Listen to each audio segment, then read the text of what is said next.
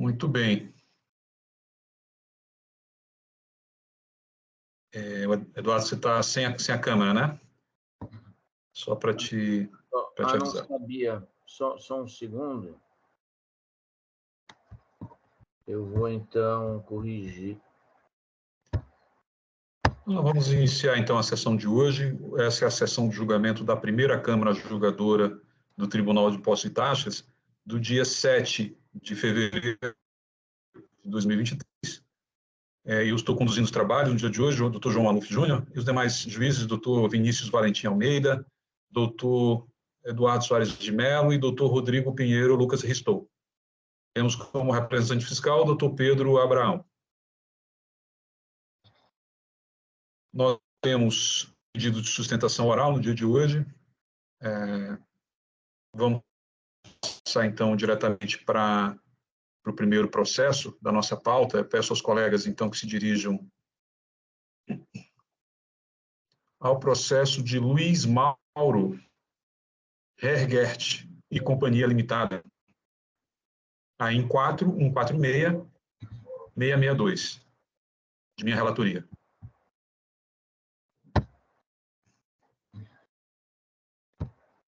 O voto já se encontra disponível, inclusive está registrado. Eu vou fazer uma leitura, né, do voto. Não é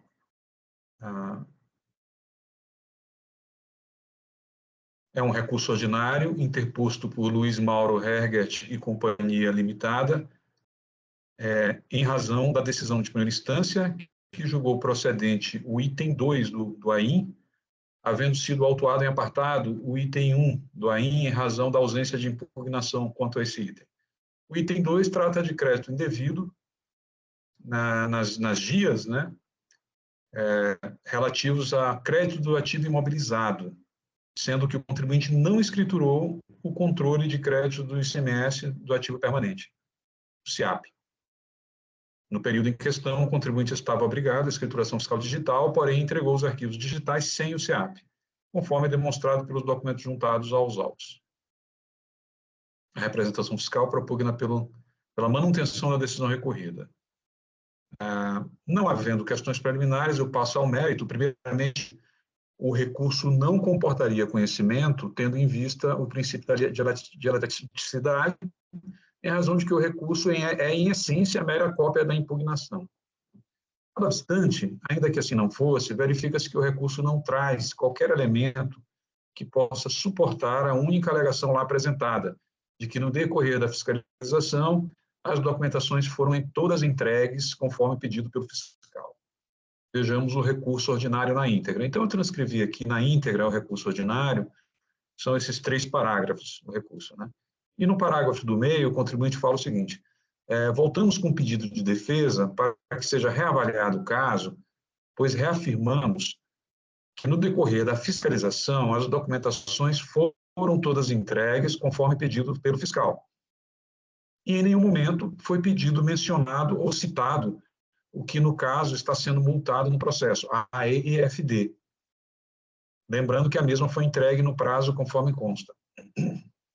Então, eu digo o seguinte, desculpe, veja-se que não faz qualquer sentido a alegação acima de que em nenhum momento foi pedido, mencionado ou citado o que, no caso, está sendo multado no processo a EFD, uma vez que está claro que a fiscalização acusa o contribuinte não ter entregue o CIAP, impossibilitando a comprovação da regularidade da tomada de crédito do ativo permanente, conforme determina a legislação, em especial a portaria CAT 25, de 2001, e o artigo 2º, inciso 2, da portaria CAT 47, de 2009.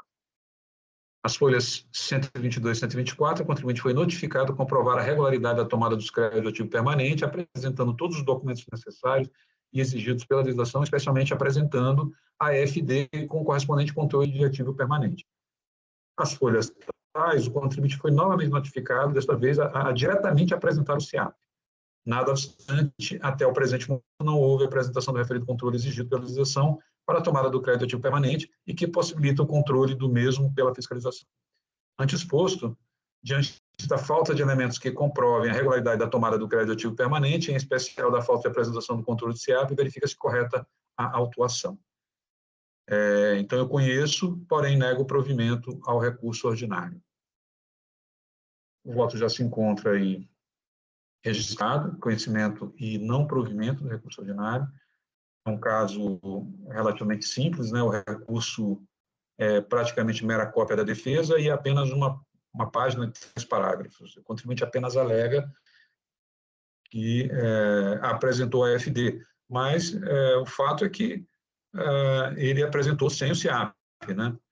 E nada trouxe, nem na decisão, nem no, quando da defesa, nem agora quando do recurso ordinário, ele não trouxe o SIAP.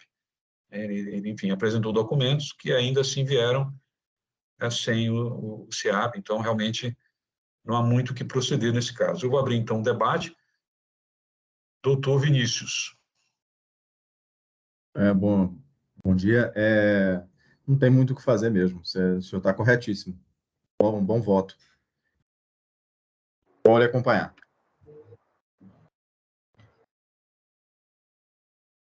Muito obrigado. Doutor Eduardo. Bem, primeiro, bom dia a todos. Eu indago, aparece a minha imagem no momento? Está aparecendo, né? Ah, tá bom, então. Eu acompanho, claro, integralmente o voto do relator. Não foi demonstrada a regularidade da tomada de crédito do ativo permanente, precisaria ter o SIAP, e isso é muito claro, tanto que o voto não precisava mais se alongar nesse sentido, né? Ele foi exatamente claro e conciso. Então, acompanho integralmente, negando o provimento do recurso ordinário. Perfeito, muito obrigado, desculpe. Doutor Rodrigo. Eu acompanho também o voto, eu até fui ver aqui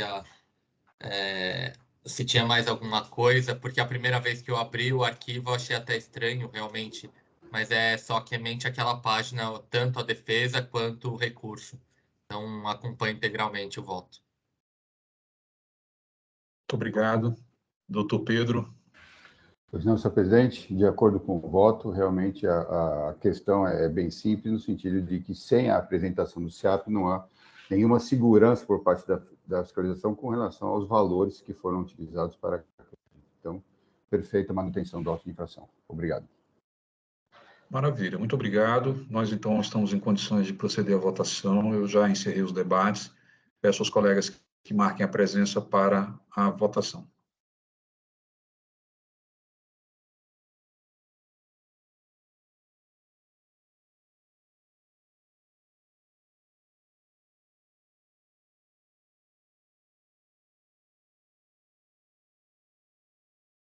Vamos iniciar a votação.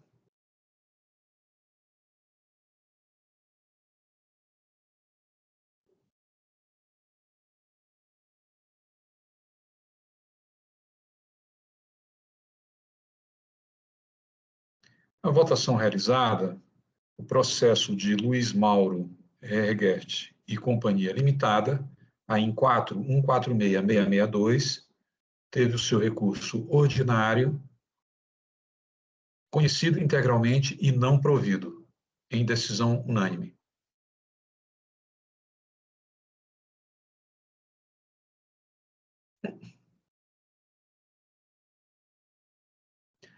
Próximo processo da pauta é um processo de relatoria do doutor Eduardo, e o doutor Eduardo solicita a retirada de pauta, não é isso, doutor Eduardo? Sim, se possível, eu gostaria de retirar de pauta, inclusive para constar da próxima pauta esse processo, já adianto. Muito bem, então o processo de Euro RP Veículos Limitada, a IN 4146941, foi retirado, foi devolvido para a agenda de pauta a pedido do relator.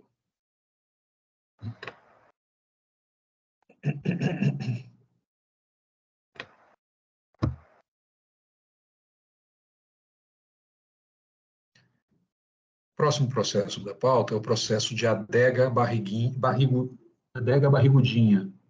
Eireli, a IN 4149212, de minha relatoria. Peço então aos colegas que se dirijam ao processo.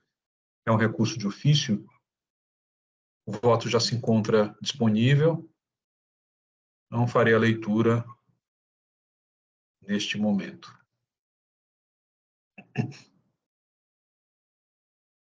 É um recurso de ofício interposto em razão da decisão de primeira instância que julgou procedente o AIM aplicando a súmula 10. Então, são várias acusações de falta de pagamento, por falta de escrituração, né? A acusação 2 é falta de pagamento em operações tributadas como não tributadas, a operação 3 é falta de pagamento em operações por substituição tributária, aí tem a acusação de crédito indevido, de emissão com destaque do imposto em operação não sujeita ao pagamento, de falta de escrituração de notas fiscais em operações de entrada e de falta de escrituração de notas fiscais em operações de saída.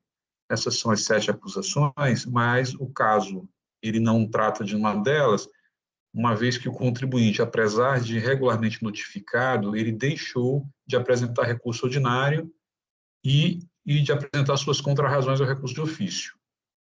Então, esse é o relatório, eu vou ao voto, e a única questão devolvida a esta Correia da Câmara para julgamento diz respeito à aplicação da súmula TIT 10, em sua nova redação, conforme segue da decisão recorrida. Então, a decisão recorrida, ela aplica a súmula TIT 10, né? Eu transcrevo aí o trecho da decisão e digo o seguinte: com razão, a decisão recorrida trata-se de caso de aplicação da súmula TIT 10 em sua nova redação. De fato, como se verifica do DDF de folhas tais, há infrações cujo termo inicial de contagem de juros se deu anteriormente à data de 1 de novembro de 2017, de modo que a esses itens deve ser aplicada a festejada súmula em sua nova edição. Destarte, propõe-se o desprovimento do recurso de ofício. Então, eu conheço, porém nego provimento ao recurso de ofício, é assim como eu voto. Então, vou abrir os debates, também é uma questão bastante simples, né? Não requer muita discussão, eu acho. O doutor Vinícius. Sim, muito bom voto, sucinto e direto ao ponto, vou lhe acompanhar.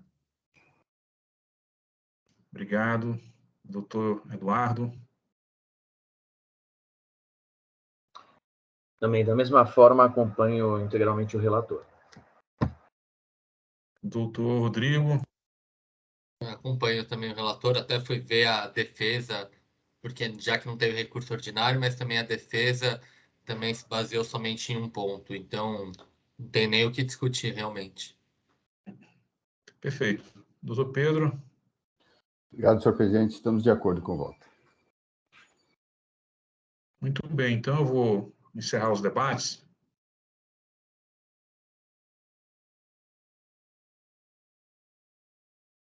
Encerraria se fosse possível. Meu empate agora está... Mas tudo bem, vamos lá. Adega Barrigudinha, Eireli. Agora sim. Então, o voto já se encontra pelo conhecimento e não provimento do recurso de ofício. Então, encerrando os debates, eu peço aos colegas que marquem a presença para julgamento.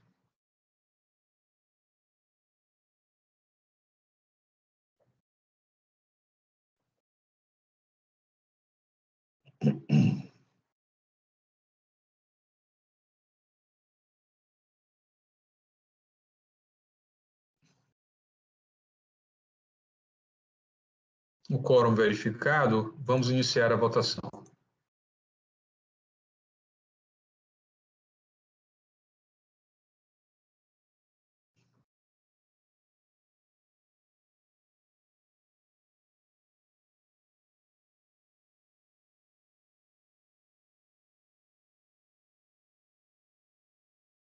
Votação realizada, o processo de Adega Barrigudinha Eireli, AIM 4149212, teve o seu recurso de ofício conhecido integralmente, porém não provido, em decisão unânime.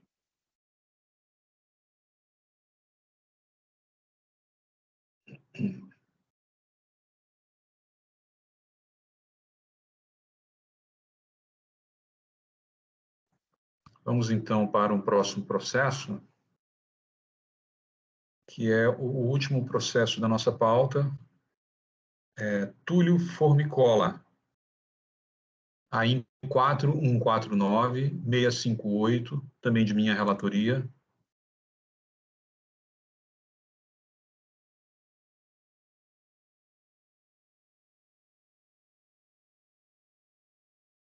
O voto também já se encontra registrado. Eu estou propondo conhecimento parcial do recurso ordinário e não provimento. Aqui é um recurso ordinário interposto por Túlio Formicola em face da decisão proferida pela primeira instância que julgou procedente o AIM. Conforme campo observações do relato infracional, o responsável tributário acima identificado respondeu como oficial do 24º Tabelião de Notas da capital de São Paulo, no período relacionado e está sendo autuado nos termos e condições do artigo 3º da Lei Estadual 11.331 de 2002. O débito fiscal fica sujeito ao juros de mora nos termos e condições do artigo 161 do Código Tributário Nacional e do artigo 16 da referida norma. As acusações do presente AIM tratam de deixou de recolher parcelas dos emolumentos devidos ao Estado relativamente aos atos praticados nos anos 2018 a 2021, previstas na linha B do inciso 1 do artigo 19 da Lei 11.331 de 2002, em decorrência dos serviços públicos realizados no 24º Tabelião de Notas da capital de São Paulo, conforme consta do demonstrativo, relato circunstanciado e demais anexos. E o item 2 deixou de recolher parcelas dos emolumentos devidos à cota parte da carteira de previdência das serventias não oficializadas da Justiça do Estado, PESP, relativamente aos atos praticados nos anos 2018 a 2021, previstas na linha C do inciso 1 do artigo 19 da Lei 11.331 de 2002, em decorrência dos serviços públicos realizados no 24º Tabelião de Notas da capital. Em suas razões recursais, a autuada alega, em síntese, que a multa é confiscatória, que os juros são abusivos, legais e confiscatórios, e vedação da incidência dos juros sobre a multa. Em suas contrarrazões, a representação fiscal propugna pelo desprovimento do recurso. Indo ao voto, primeiramente, não há alegação preliminar de nulidade da ação recorrida. A questão crucial da presente autuação verifica-se incontroversa a infração cometida, tendo em vista a falta de impugnação, bem como de recurso no tocante ao mérito. A recorrente concentra-se em alegações referentes à multa e aos juros. Primeiramente, no tocante à alegação de confiscatoriedade da multa, essa Câmara já tem decidido reiteradamente pela sua impossibilidade de conhecimento, tendo em vista o que dispõe o artigo 28 da Lei 13.457. No tocante à alegação de juros abusivos, ilegais e confiscatórios, verifica-se, conforme relato da acusação, que a aplicação dos juros no presente caso baseia-se em dispositivo legal válido, vigente e eficaz, conforme estatui o artigo 16 da Lei Estadual 11.331 de 2002, não havendo que se falar em qualquer ilegalidade. O artigo 16 diz o seguinte: quanto ao não recolhido no prazo, o débito relativo aos emolumentos fica sujeito à incidência de juros de mora, calculados em conformidade com as disposições contidas nos parágrafos deste artigo. Parágrafo 1º, a taxa de juros de mora é equivalente à taxa referencial do sistema especial de liquidação e custódia para títulos federais acumulados mensalmente, e por fração a 1%.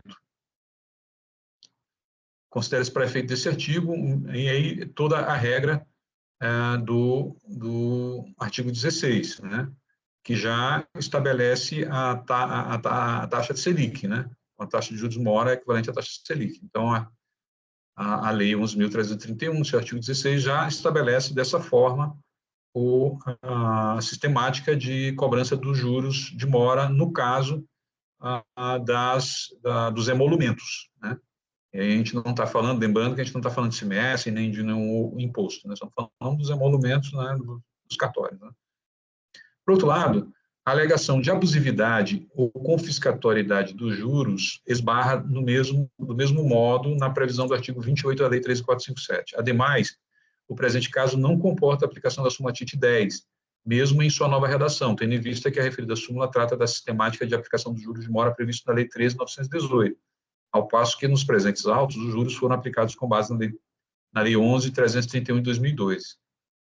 Por fim, no tocante à alegação de vedação da incidência dos juros sobre a multa, a matéria já se encontra sumulada, conforme segue, não havendo como dela conhecer por afrontar o enunciado da súmula TIT 13 de 2018. É legítima a atualização do valor básico da multa nos termos do parágrafo 9º do artigo 85 da Lei 6374 de 89. ante o exposto, eu conheço parcialmente, na parte conhecida, nego provimento ao recurso ordinário.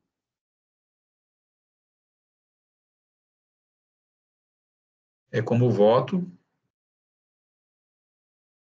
Então, vou abrir aqui os debates.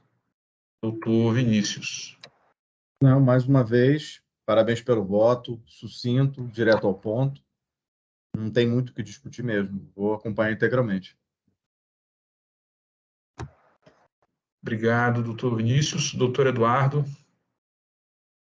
Também, eu acompanho integralmente o relator e parabenizo, porque muitas vezes o voto tem que ser objetivo, ele tem que ser conciso, né? Não há muito o que ser dito, ele tem que ser claro, e foi o caso. Acompanho o relator. Obrigado. Doutor Rodrigo. Também acompanho o relator, também acho que não tem nenhum ponto adicional a ser discutido no caso. Muito bem. Doutor Pedro. Perfeito voto do relator, inclusive, esse realce de que não há que se falar na nova súmula 10, porque não é caso do ICMS, e a lei própria do caso já estabelece a Selic como sendo a taxa de atualização dos créditos tributários. Então, perfeito, estamos de acordo, senhor presidente. Obrigado, doutor Pedro. Vamos, então, encerrar os debates desse caso, nosso último caso. Eu já estou com o voto registrado pelo conhecimento parcial e não provimento do recurso ordinário. Então, eu peço aos colegas que marquem a presença para votação.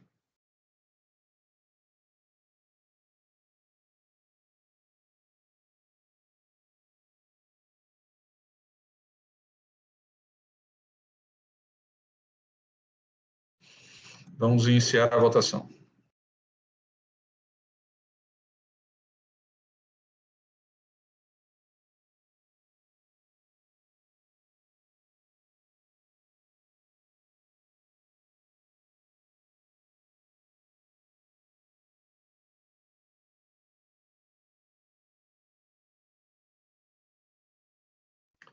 A votação realizada, o processo de Túlio Formicola, AIM 4149658, teve o seu recurso ordinário conhecido parcialmente e não provido em decisão unânime. Vou encerrar essa votação, encerrar esse julgamento. Essa foi a último processo da pauta, lembrando que o processo de Euro RP Veículos Limitada, em 41466941, foi retirado de pauta para a próxima pauta, né?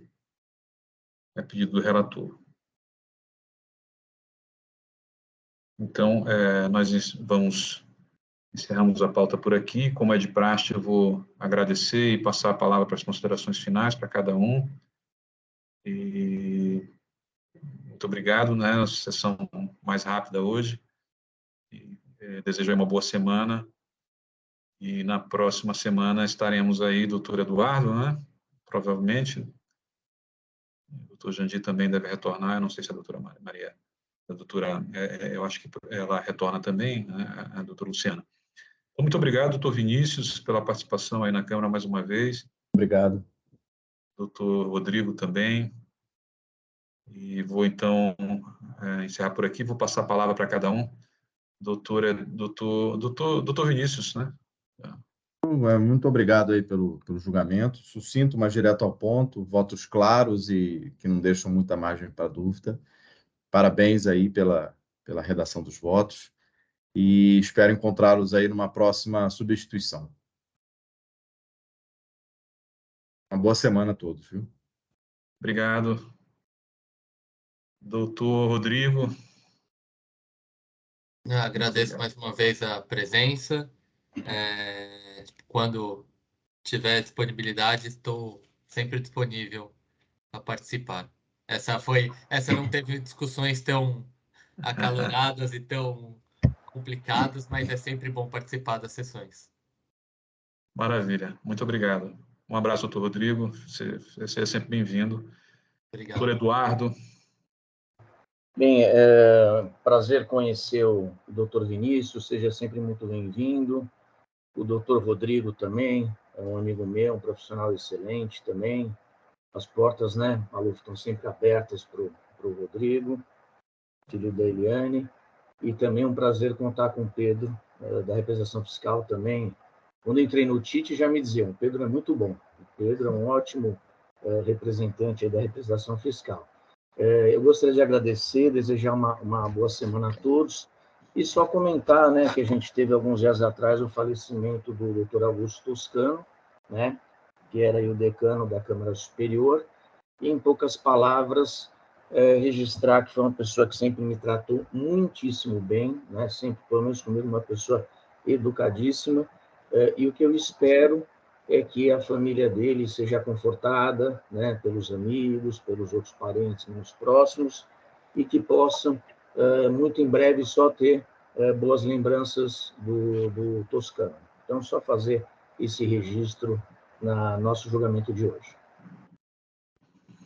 Muito bem lembrado, doutor Eduardo, obrigado. O doutor Toscano, ele deixa a memória de um exemplo, né, de profissional, competência, né, de um colega, né, realmente uma pessoa com quem a gente aprendeu muito, né, nesses anos, não só da parte técnica do direito, mas algo que é tão ou mais importante, né, que é aprender a convivência, né, convivência com os pares, o respeito, a gentileza, né, e o bom tratamento, isso são marcas do Dr. Toscano e realmente deixa muita saudade.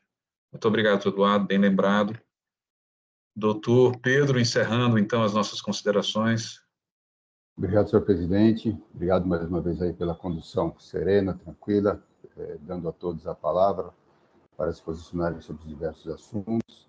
E hoje foi um exemplo aí de sessão em que menos é mais, né? Então, votos concisos, votos precisos e que não há mais o que precise ser falado. Então, muito bom, parabéns pelos votos. E com relação ao Dr. Toscano, eu consegui ter o prazer de conviver com ele há alguns anos, pessoa da mais elevado, de um elevado saber jurídico, pessoa de finíssimo trato, muito educado com todos. Inclusive, é uma pessoa que tinha acesso, na época, ao governador, então governador Geraldo Alckmin, nos ajudou, inclusive, em algumas oportunidades até a marcar uma reunião com o Geraldo Alckmin. Então, pessoa que sempre nos ajudou, sempre estava disponível o tempo todo para ajudar. É uma pessoa que sempre nos marcou muito, porque, além de seu conhecimento muito grande com relação ao direito, ainda trazia a nós as experiências que ele tinha na Assembleia Legislativa. Então, realmente, é uma pessoa que vai fazer muita falta e que Deus conforte aí os nossos corações por essa perda tão grande, né? Muito obrigado, senhor presidente. Muito obrigado, doutor Pedro. Então, vamos encerrando aqui a sessão de hoje com essa lembrança, né, e a saudade, né, que o doutor Toscano vai deixar em todos nós aqui, né, pelo seu exemplo, né, e, enfim, pelo companheirismo, pela qualidade, né, do seu trabalho. E também espero que a família esteja confortada, né, nesse momento e vamos lembrar sempre do Dr. Toscano, né, daquelas figuras que vão ficar sempre na nossa memória. Muito obrigado, doutor Pedro, belas palavras. Agradeço a todos a participação de hoje e vamos ficando por aqui. Essa foi a sessão de julgamento da primeira Câmara Julgadora do Tribunal de Impostos e Taxas, do dia 7 de fevereiro de 2023. Muito obrigado, tenham uma boa semana, até a próxima sessão. Abraço a todos aí, até mais.